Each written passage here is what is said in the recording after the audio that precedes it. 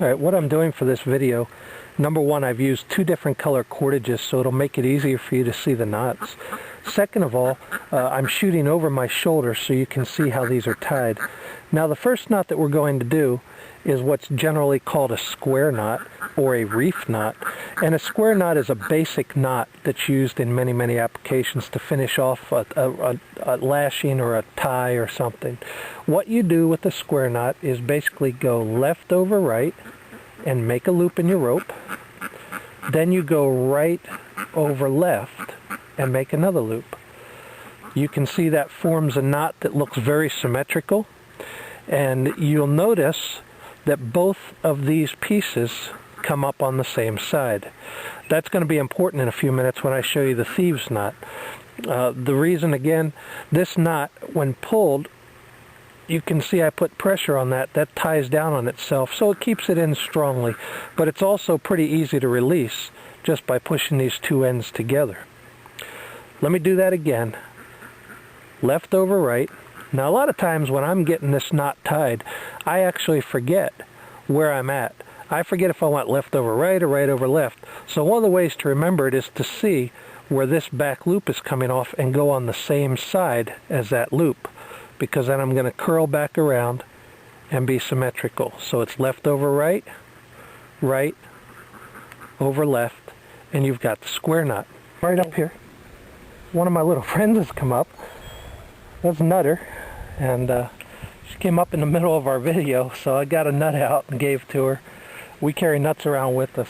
Anyway, let's go back to our knots. Now, one of the problems a lot of people have when they tie the square knot is they accidentally tie it backwards. We're going to purposely tie it backwards, left over right. I'm going to go left over right again.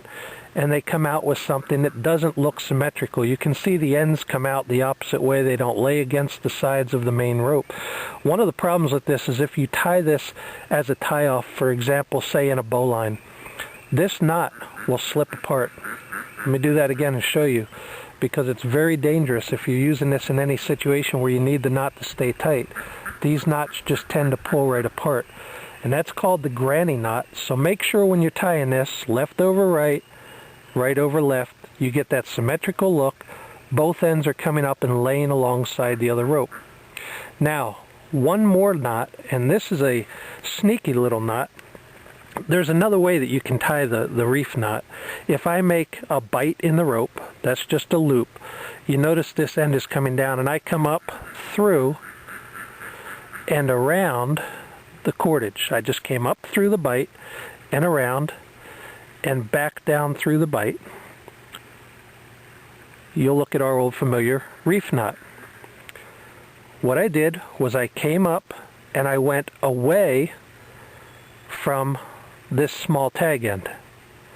But what happens if I come up and go toward that tag end and then go back through? It's not wanting to do it here for me. There you go. And go back through.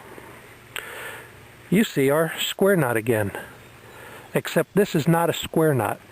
This is a great knot to tie when you are trying to keep a bag shut and it's kind of a primitive lock.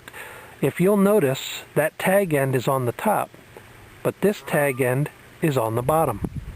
Most people, when they tie this knot, they look at it, they say that's a square knot, they'll untie it, and they'll go back and they'll go like this. And they'll tie a square knot in there, because everybody knows this way to tie a square knot. But you see where your tag ends are? They're both on the same side. So if I see that I've tied a thief knot to start with, let's go through that again. I come up through the bite, around away from the tag end. I'm sorry. Up through the bite, around toward the tag end, and back through the bite. I have a thief's knot. Again, just a primitive little tool to use. It's kind of a lock. People don't look at the ends. People are generally unobservant. They'll look at this, they'll see a square knot, and because they don't know how to tie a thieves knot, what they'll do is they'll just tie a square knot back in there, and you can know that your gear has been compromised. The last knot that I want to show you on this video is what's called a figure 8 knot. Now if I just make a turn in my rope and come up through that turn, that's an overhand knot. However, if I make that turn in my rope, come around and back down through the rope, I make a figure 8.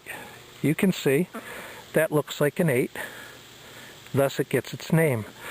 Now, one of the useful applications of this figure 8, and it has a lot of applications, is to tie things off. For example, if you wanted to tie off the corner of your tarp and you wanted to leave this permanently in there, what the cowboys would do actually in the Old West would be to tie a figure 8. Let's do it again. We fold a loop, go around with the bite, and back down through the loop, making our figure 8. And they would leave a tag end. It would be a little longer than this, but this would sit on the end of their horse's lead.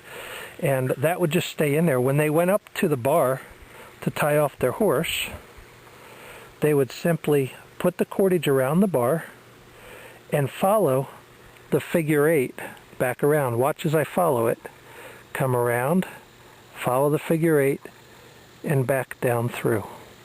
And what that does is make a nice tie-off knot.